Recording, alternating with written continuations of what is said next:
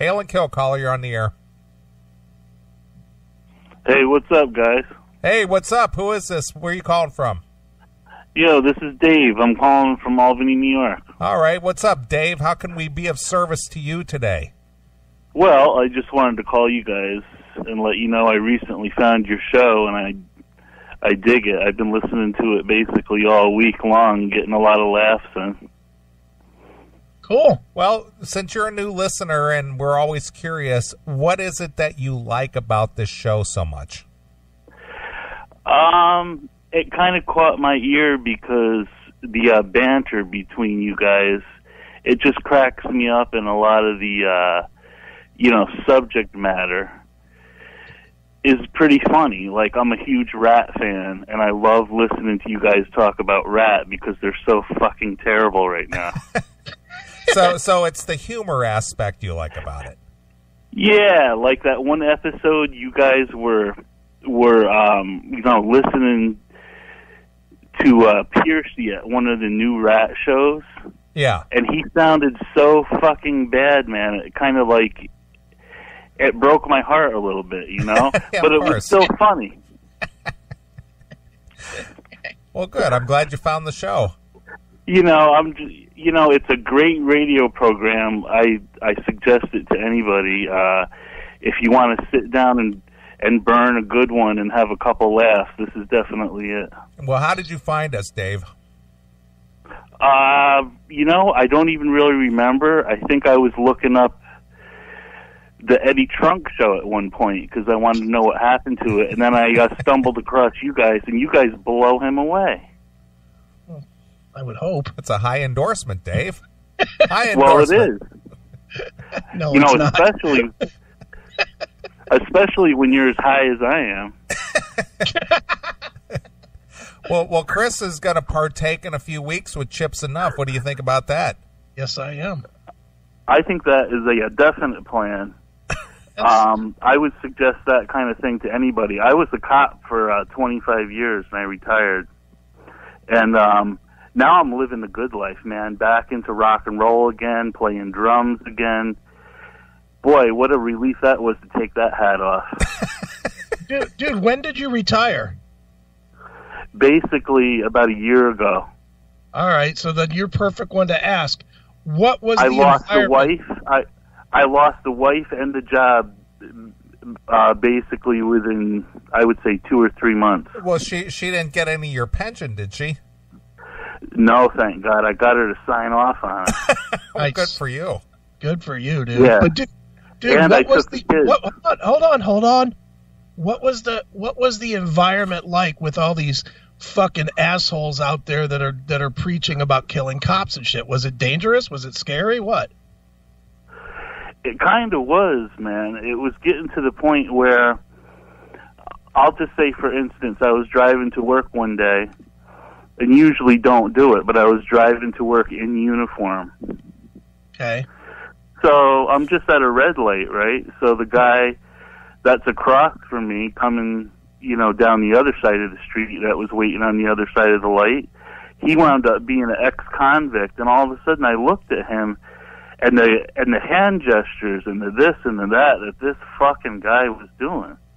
Oh boy. Like, he wanted to fucking kill me, you know what I mean? Did you have your And I'm piece with you? thinking, yeah.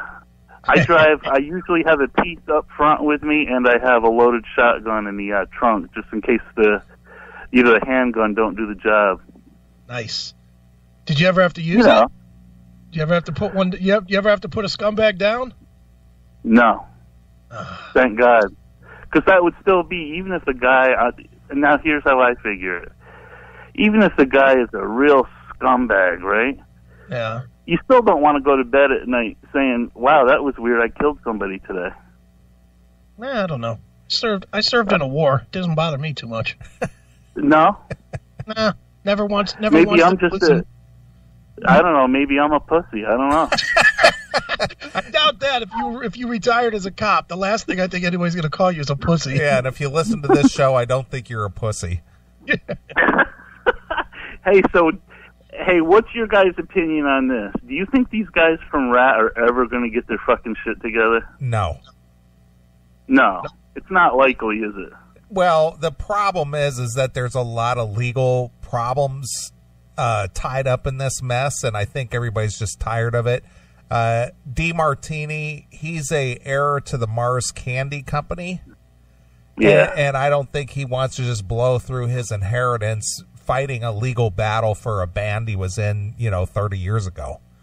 And I think he's just tired of it. Plus, he's got, he's almost deaf. A lot of people don't know that. But Warren is almost deaf.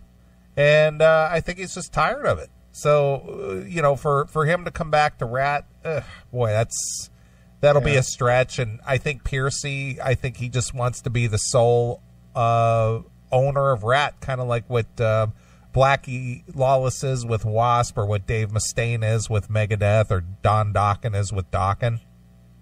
Yeah. Well, here's how I see it. At this point, I agreed with what you guys were saying. I don't know if it was last week or the week before, maybe, but I would be cool with going to a Piercy show here in Rat Tunes. And he does a great job with that, as with his solo band. Both Chris and I saw it last year. Yeah, it was good. Yeah. So it's what your expectations are. I guess it's just kind of psychology, but it's not like you're buying a ticket and you're knowing that you're not going to see the band. You're going to go see Piercy. Right. And you're in it because you want to hear the tunes and you want to have a good time. Where if you buy a Rat ticket, then it gives a lot more expectations, I think. I agree with you. I mean, it's just the era that we were brought up with. I mean, these are people that we became familiar with via the MTV because we got to know their names, we got to know their faces. And if it was a faceless band, kind of like Foreigner, Foreigner can go tour without any original members and still draw a good crowd, but they weren't an MTV band. Right. Yeah. Yeah, but it's cool, though. That's the one thing I like your show, too. Some of the tunes you guys play, really brings back some memories, like the, Metal Church.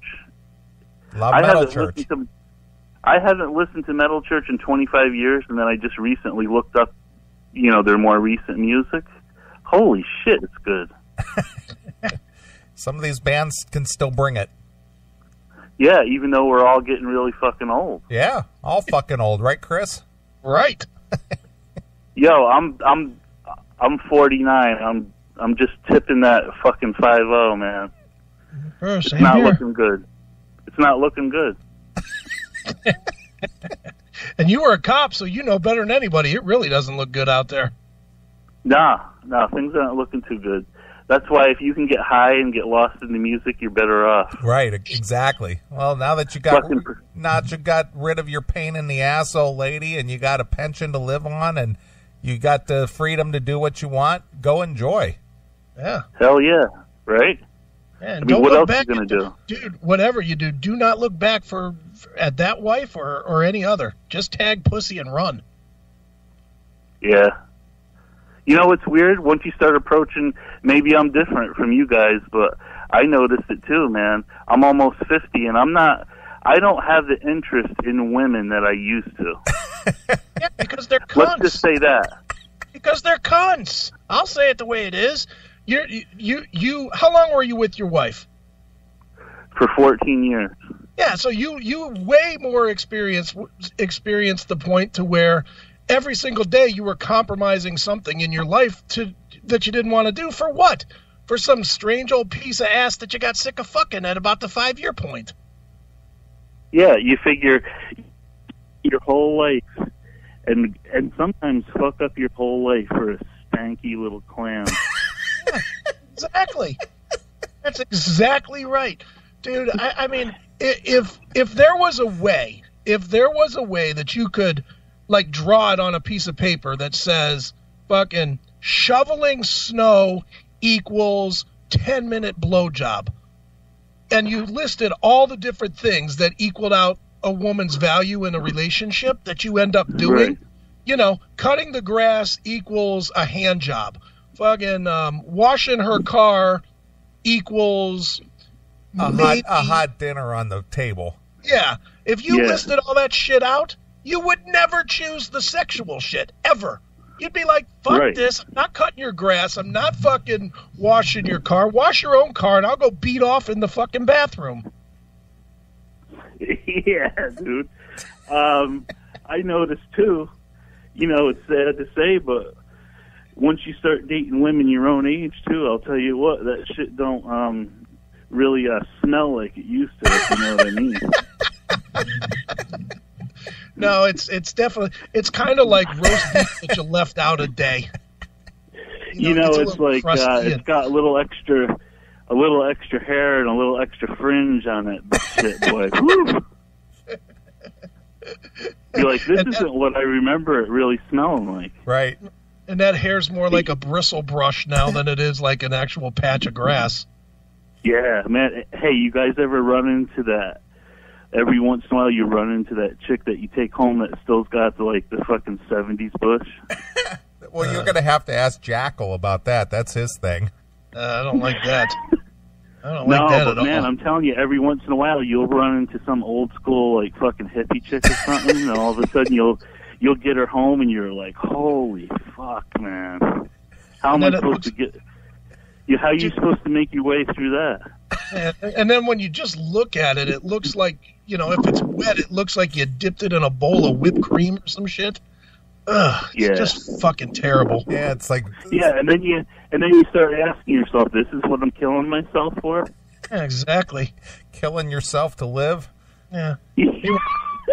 You run into the bathroom looking for batteries for the Braun to shave that fucker. Right. Yeah, man. It just isn't as good as it used to be. I'm sorry. Maybe it's just me becoming an old fuck. Yeah, it's that thick black thatch patch that smells like stale pee. Yeah, and let's face it, if the chicks are our age or in their 50s, they're all fucking broken. They're all broken. They're broken in their head. They're not fun. Most of them are just not fun. No. That's what I noticed when I'm out dating, is that these bitches, there's some that are just like us. They just want to use you up and throw you away, which is, that's cool with me, man. As long as they know where you're coming at. Yeah, dude, I have a strong rule of if all they want is for me to spend money on them, I'm in. I'm more than happy. Okay, if you're gonna suck my dick and suck it well, I'm glad to throw a dinner in front of you. I don't give a fuck. Oh, sure. I mean, that's the way it is. But don't ask me to love you, because I don't. I just want a nut that I don't have to beat out of myself. Yeah. And maybe they do the same to us. They're like, they take us out once, take us home, we get laid, and they're like, that's the last time with that short dick motherfucker. Yeah, don't count on it. Maybe they talk that way about us too. Yeah, they probably do. Who knows? Yeah, who knows, man? Dude, you could have a 1.5-inch dick if you've got enough zeros in the fucking bank account. Oh, hell yeah. They don't care. No, they don't give a shit, because they can get it anyway. They can get whatever they want anyway on the side. Right. Yeah, of course. So they'll live off of your checkbook, and then all of a sudden the fucking Black Beauty shows up in the mailbox.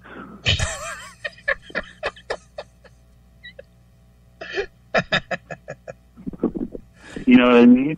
Yeah. That thing's so long and hard, you could use it as a knee stick. Very good.